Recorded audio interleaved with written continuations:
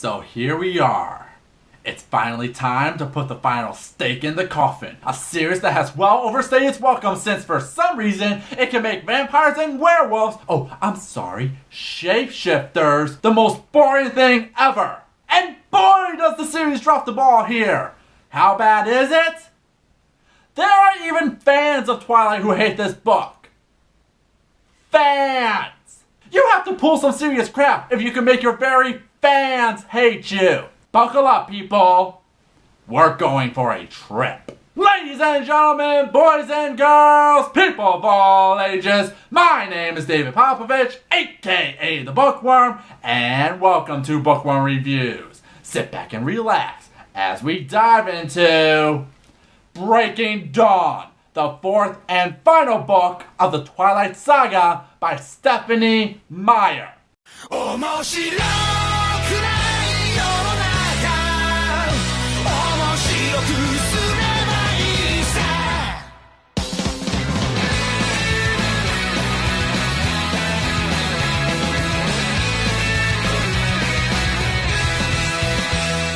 Get your sparkle on, show this world where... Alright, quick refresher. Bella discovers her classmate Edward is a vampire. While Edward tries to push her away, the two can't deny that there is some special energy when they are together. So they start to date. Then when BS happens, he leaves her. She discovers her best friend Jacob is a werewolf, shapeshifter, who is in love with Bella, but she doesn't share the same feelings. Then 3 books of nothing happens, Bella and Edward stay together, and Jacob gets the shaft. No, I'm not leaving anything important out. The books don't care about the details. Why should I? So where does Breaking Dawn pick up? Well, first we get our pointless preface with Bella about to die. Again. It seemed oddly inevitable though, facing death again, like I really was marked for disaster. Truer words couldn't have been said better. I'd escaped time and time again, but it kept coming back for me. Yeah, cause you don't know when to quit! She's finally about to get married to Edward, his one major condition she had to do before he turns her into the undead, which is supposed to be this big, epic sacrifice of her giving up everything in the name of love. Which would mean something if it actually showed us the downside of being Twilight vampires. But no, just tell us it's bad. It's basically the same thing. Did it really matter what people were saying about my engagement, about my new car, about my mysterious acceptance into an Ivy League college? Honey, it's not the engagement that pisses people off. It's the undertone message of abstinence being the only answer for sex, that stalkers are sincere, and willingly submitting yourself to a man echoing gender politics from the 1950s. But nah, keep telling us you're making the right decision. Aren't you going to say that I sound exactly like every other infatuated teenager since the dawn of time? You've never been a teenager, sweetie. My God, these books really are becoming self-aware. But wait! Bella made Edward compromise too, so it can't be all bad. She wants to have a certain experience before losing her humanity. I wanted the complete experience before I traded in my warm, breakable, pheromone-ridden body for something beautiful, strong, and unknown. Sex. She's talking about sex. S-E-X. Sex. Girl wants to get her freak on! Of course, when the news hits Jacob, he respects her choice and I'll kill you. Still not over her, huh? Get in line, honey. The two get married and have their honeymoon, where Bella gets to enjoy some freaky vampire sex, but the book never shows it. Boo! Cop out! Boo! 3 books of teasing for this? Well then, allow me to reenact it. With fruits! Are you ready, Bella? Take me, Edward.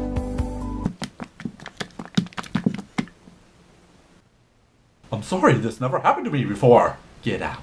I'm sorry. Get out! Ah! What the hell is that? But then something strange happens. Something that has never happened before. I think that maybe I took a deep breath. Pregnant. Turns out male vampires don't lose their baby makers, but because this is vampire sperm, the hybrid is growing much faster and runs the risk of killing Bella. Since this has never happened before, Edward has only one solution. We're going to get that thing out before it can hurt any part of you. And here we get to one of the biggest issues of the book. Everyone has pointed out that Meyer's previous books were all in some way a message about abstinence, which is a problem not so much in the practice itself, but the idea that it's the only practice. The idea being you're unworthy of true love if you couldn't hold out. That's been one of the main issues with Twilight. But with Breaking Dawn, since Bella has completed her sacred woman's duty, we now get a message about abortions. And look, I'm not going to claim I'm an expert on this stuff. It's a very sensitive topic that has a lot of nuance when you step away from the pro-choice, pro-life, black and white shouting matches. Let alone having a gay male Z-list YouTuber say anything on the topic isn't going to add anything about it. But we aren't talking about the topic. We're talking about how well this works in the story. And it doesn't. Of course you have characters going for a debate about abortion, with some characters referring to it as a thing or a fetus and others baby. But it's non-existent. It's clear the baby side is the good side. But let's be honest, it's neither. It's a plot device, used to cause tension when the book shifts perspective to Jacob Black. Yeah, the book is actually divided into 3 parts, and the middle is dedicated to Jacob, whose arc is about him finally accepting himself as an alpha wolf and deciding to protect Bella when his pack wants to kill her upon learning the news. But even then, I still don't get it.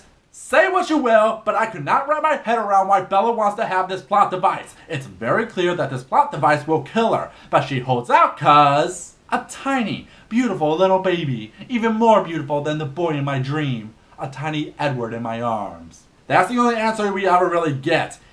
And it makes no sense outside of making Bella the ultimate martyr of traditional womanhood. Sorry, but I can't get on board with it. Especially since it doesn't even provide a good debate about it outside of babies. But that's just one aspect of the book. I will say this. Breaking Dawn is the most epic of books in terms of scope. But like always, it's a mess. I know I keep using this word, but believe me, this is some of the most nothing I've read. While the plot device is the connecting tissue for everything, it is just staggering how much nothing really happens. I mean, you see people do stuff, say stuff, and yet 90% of the time it adds nothing. There are moments when things finally happen, but the rest is just a slog. But that's not the worst.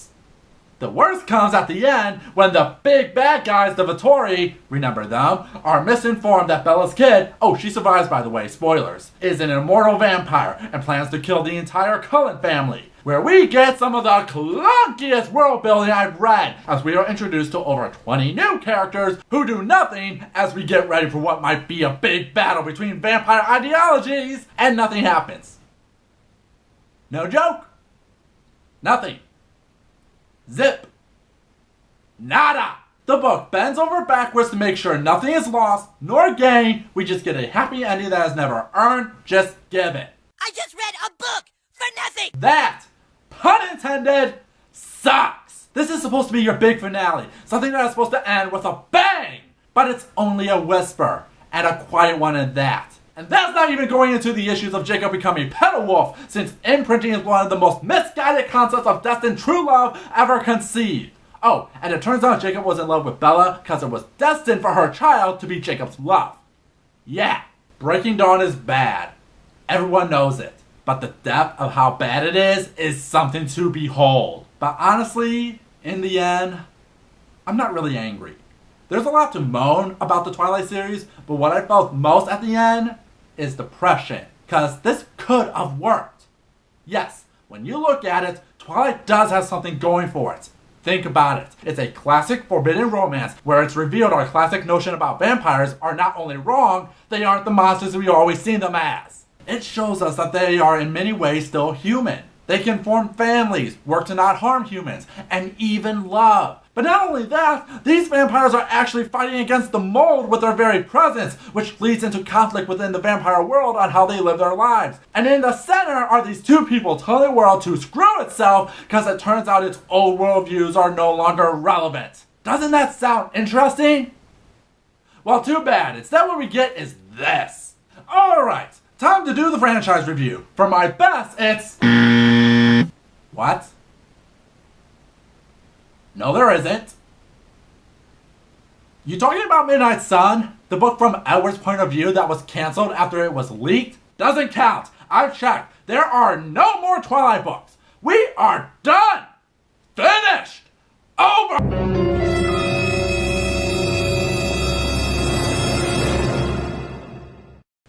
No. No! No. No. No. No! No! No! Curse you, Maya!